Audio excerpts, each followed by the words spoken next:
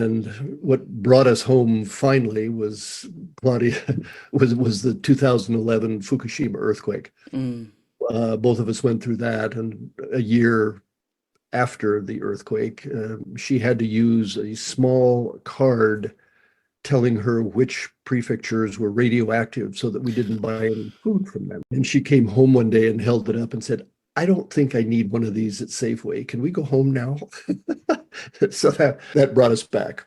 And in the theory, that was back to retirement. However, I got a phone call from a fellow by the name of Woody Sears, who had an extensive background in the internet world. He started the first children's book on the internet, really had some fantastic experience and ideas. And I got a call from him. He wanted to have lunch one day in Santa Barbara. And we sat and had a great lunch, got to know each other a little bit. And at the end of the conversation, he said, if you ever had an idea that could work on the internet, let me know. And the idea that had been simmering in there for 25 or 30 years, rolled that out, and that became Autio. That became the whole deal. And so that literally occupied, I won't say 24/7, but it sure seemed like it. It was 10 to 12 hours a day, 7 days a week as we got this thing rolling. And for me, it was a whole new experience in just the startup world and the tech internet world. It was incredible. Well, it is such an innovative idea, and people love audiobooks. So this location-based stories is phenomenal. So explain what Autio is. And Okay. forgive me for pronouncing it incorrectly. No. It's perfect. Let me run you back a little bit. When I was very young, 14, 15, I guess, my grandfather was part of the state institution's government in Colorado. So he had to travel around Colorado and go to the prisons and the psychopathic wards and so on. And I became his driver, and I wasn't drafted. I certainly volunteered, and he was a running encyclopedia of stories. As we traveled along, we'd come into a little town. He said, this town got its name because, and boom, out it would go. He was a rancher and a hard rock miner, and he would look at a mountainside and see the ore dumps going up, and he could tell which side the vein was on.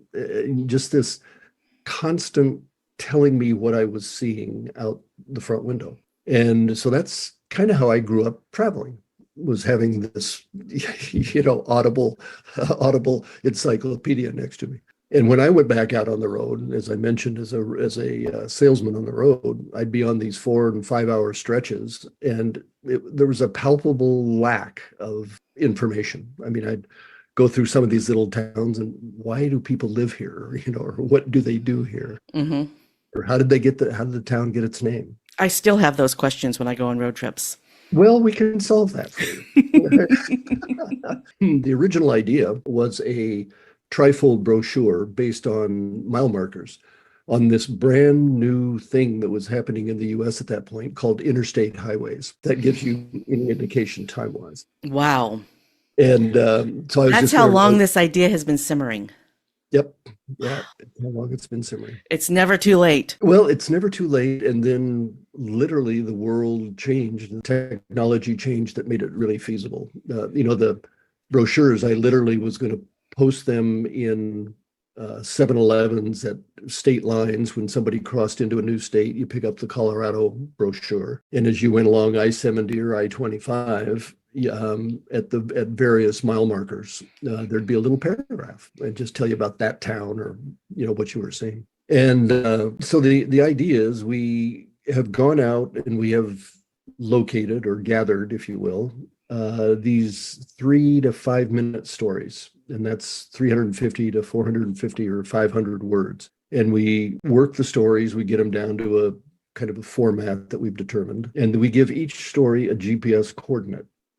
And around that coordinate, we set up an active range. So as you're driving and you enter the active range, the story starts to play. And what you're seeing out the window, you'll start hearing about it.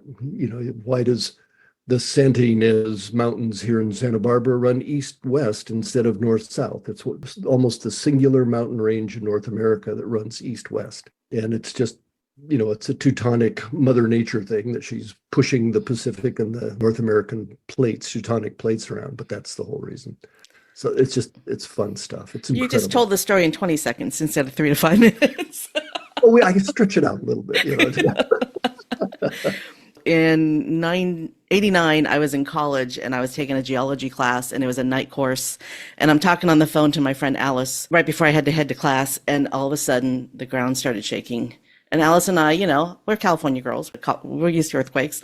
We're on the phone, and it's like we're having a conversation. And about 30 seconds later, we're both like, maybe we should hang up and get under a table. Yeah. So that was the Loma Prieta earthquake, the 1989 Loma Prieta earthquake. But the funny part about it was I had a test that night, and the test was on plate tectonics. Mother Nature's trying to tell us something. Yeah. Obviously, I didn't go to class that night.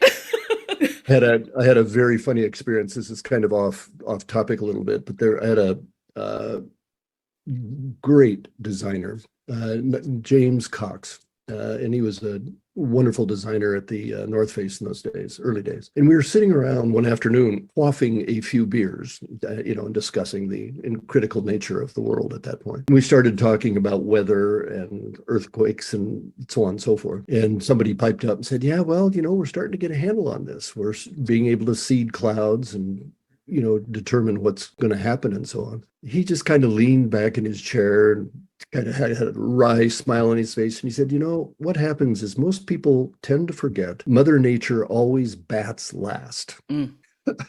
So just about the time the little human being thinks that we've got this under control, she'll rattle us just a bit, earthquakes or whatever. Mm-hmm. Yeah, that is so true. We got so off topic.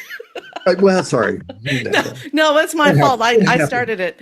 I wanted to, before we move too far in the future, my great-grandfather was a hard rock miner in Colorado and then Nevada, and eventually he became a state assemblyman in Nevada. Knowledge gets handed down. I mean, that's literally one of the, I don't know what you want to call it, the tenets of Autio is the wisdom of the elders, the stories of the elders. Mm-hmm. And by far and away, the stories evaporate when, the elders go on to their next adventure. I know we can make it easier than they can. We can make it better.